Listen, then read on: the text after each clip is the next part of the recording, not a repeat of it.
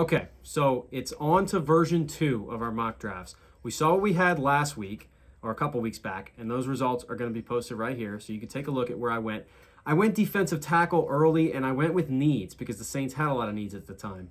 What they've done since then is go ahead and sign a couple of defensive tackles, sign Jamal Williams, and sign a receiver in Brian Edwards just yesterday. So they have kind of alleviated some of those concerns. It doesn't mean I'm not going to take players at those positions, but what it does do is mean I can be a little bit more flexible in taking the best player available. So with my first pick at 29, now this draft was interesting, and I like kind of the variety of these. Nolan Smith fell, the Georgia edge rusher, who I think is a top-ranked pass rusher in this draft class, and that's kind of where I want the Saints to go in this first round now. I want the best available pass rusher, and it doesn't have to be a pure edge rusher. It can be a linebacker who knows how to rush the passer but also does other things. But overall, I want someone who's going to help Cam Jordan on the defensive line. So the first pick, I went with Nolan Smith. Second round, now this is where I didn't change from last time. Jahmyr Gibbs, the running back, was there again, so I took him again. I really, really like what this player can do from Alabama. Of course, started his career at Georgia Tech, transferred and played under Nick Saban in his final season, and he's just electric. He can do a lot of different things, catch the football, run between the tackles. I don't know what's going to happen with Alvin Kamara, so I think the Saints should get some insurance here and take Jahmyr Gibbs. Then in the third round, it was something that I didn't expect to happen. Mazi Smith, the defensive tackle from Michigan, fell in this draft, so I couldn't pass him up in the third round. Look, he's a guy who has tons of upside. Now, I don't expect him to be there in the third round, but if something happens like the way it did in this mock draft and he slips down the boards, the Saints can add even more depth at defensive tackle. So why not take that opportunity? If he's there, I really like the upside of taking Mazi Smith way down where I took him.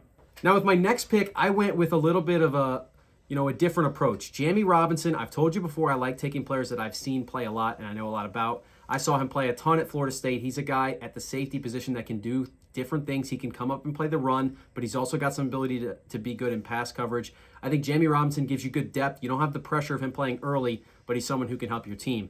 After that, look, I didn't plan to take 2 running backs in this draft, but Tyjae Spears from Tulane fell all the way to this spot where I'm picking in the 146th overall slot. I can't pass him up at that spot. He's absolutely electric. He can do it all, and if he's available at that point in the draft, I think the Saints, right in their own backyard, a guy who played his college football at Tulane in New Orleans, they can't really pass him up in that situation. After that, I was looking to add some depth on the offensive line, and there wasn't a lot available. Some of the top names you may be familiar with, but Chandler Zavala from NC State is an offensive guard. He's huge. He's 6'5", up over 330 pounds. I think he gives you some depth. Again, the good thing about these picks is these guys aren't necessarily going to be asked to play early on, but he still provides depth, and if you get in a pinch, I think he can maybe contribute for you at the guard spot this season. After that, I chased some value. I like Jared Wayne. Again, I've seen the Sun Belt a lot. I've seen the Cajuns play South Alabama. Jared Wayne has been difficult to defend for them for years, and he's a guy who's going to provide you a little bit of depth at the receiver room. You bring in a guy like Brian Edwards, who is high upside, but you don't necessarily know what you're going to get from him. So I want a couple more of those guys in case things don't pan out with Edwards, and if Shaheed doesn't take the next step, I want more talent in that room, and Jalen Wayne provides that. Last pick, I'm going a linebacker from Georgia Tech, Charlie Thomas. Now, again, the linebacker position was kind of decimated this offseason when Caden Ellis left. But you still have your core pieces in place, DeMario Davis and Pete Werner. You do need that third guy. Is that a guy who's already on the roster in DeMarco Jackson? I hope so. But we're gonna start replenishing that position. We're gonna go out and get a guy like Charlie Thomas.